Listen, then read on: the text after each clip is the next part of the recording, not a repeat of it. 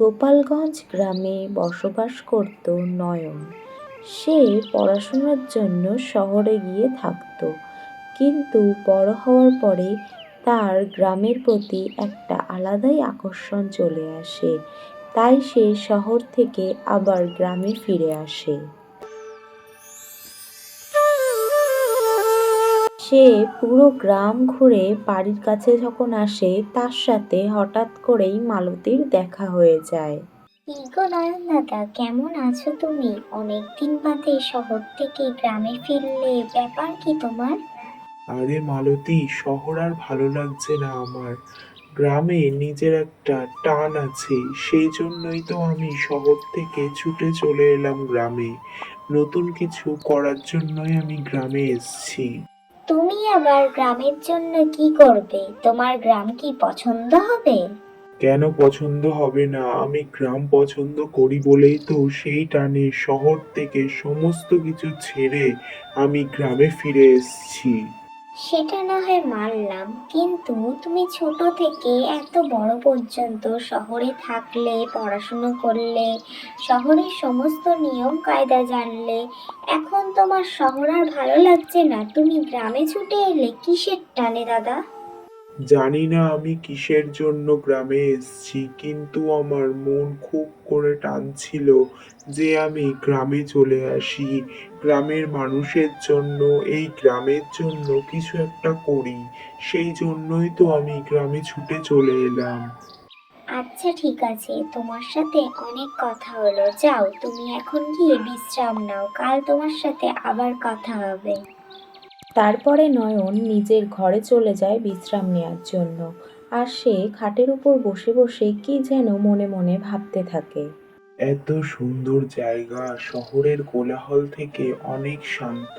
এখানে আমার থাকতে খুব ভালো লাগছে, এখানেই আমি থাকবো। আর গ্রামের অনেক উন্নতিও করব আমি। সেই সব কথা বলতে কালকে আমাকে বার হতে হবে রঘু কাকার সাথে কথা বলতে। কি রে নয়ন, কেমন আছিস? শহরে থাকতে থাকতে গ্রামে চলে এলি। আমি তো শুনলাম তুই নাকি গ্রামেই থাকবি। তা থাকতে পারবি তো গ্রামে? গ্রামে থাকতে গেলে কিন্তু অনেক ধৈর্য লাগে। আমি চেষ্টা করব কাকা গ্রামে থাকার। রঘু, তোদের সাথে আমার একটা দরকারি কথা আছে। আমি ভাবছি এই নদীর পাড়ে একটা ফ্যাক্টরি বানালে কেমন হয়।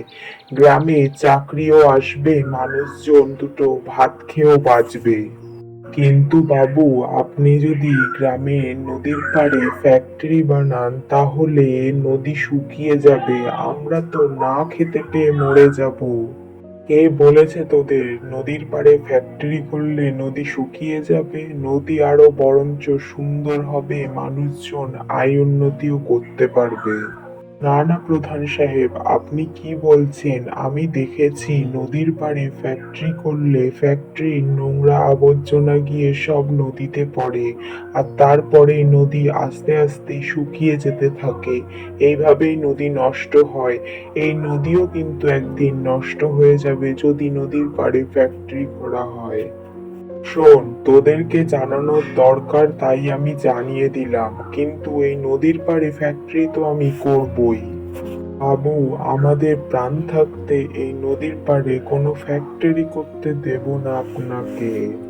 ঠিক আছে, আমিও দেখে নেব কার কত দম আছে। আমি গ্রামের প্রধান, আমি যা বলবো তাই হবে। এই সমস্ত তর্ক বিতর্ক তাদের মধ্যে চলতেই থাকে। তারপরে তারা যে যার বাড়িতে চলে যায়। মালতী, তুই কি কিছু শুনেছিস গ্রামের প্রধান সাহেব কি বলেছে? না তো নয়নদা, আমি তো সেই ব্যাপারে কিছুই শুনিনি। শোন তাহলে, গ্রামের প্রধান সাহেব বলেছে নদীর পাড়ে নাকি সে বড় ফ্যাক্টরি খুলবে, তাতে নাকি গ্রামের মানুষের অনেক আয় উন্নতি হবে। সে সেখানে গ্রামের মানুষকে নাকি চাকরিও দেবে। তুমি বাদ দাও তো প্রধানের কথা। প্রধান সব সময় গ্রামের মানুষকে মিথ্যে কথা বলে ঠকায়, আর এই করে করে গ্রামের মানুষের অনেক ক্ষতি করেছে সে। হ্যাঁ, তুই একদম ঠিক কথাই বলেছিস। আমারও জানিস মনে হচ্ছিল সে মিথ্যা কথা বলছে। আমাদের গ্রামের সবাইকে নিয়ে প্রতিবাদ করতে হবে, বুঝলে দাদা? কিন্তু শুধু প্রতিবাদ করলে হবে না, আমাদেরকে প্রধান মশাইয়ের সমস্ত ভুল ধরিয়ে দিতে হবে। তাহলে আমরা কালকেই প্রধান মশাইয়ের সাথে কথা বলতে যাব।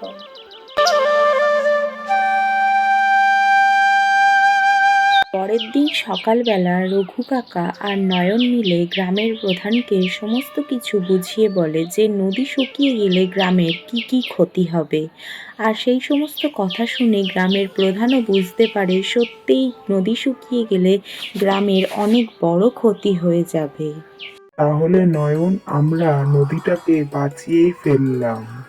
হ্যাঁ, আমিও আমার ভুল বুঝতে পেরেছি। আমি ফ্যাক্টরি অন্য কোথাও খুলবো, কিন্তু নদীর পাড়ে আমি আর কোনোদিনও ফ্যাক্টরি খুলবো না। নদী আমাদের মা, আমরা সবাই মিলে এটাকে রক্ষা করব। এরপর থেকে তারা গ্রামের সকলে মিলেমিশে একসাথে আনন্দ করে থাকতে লাগলো।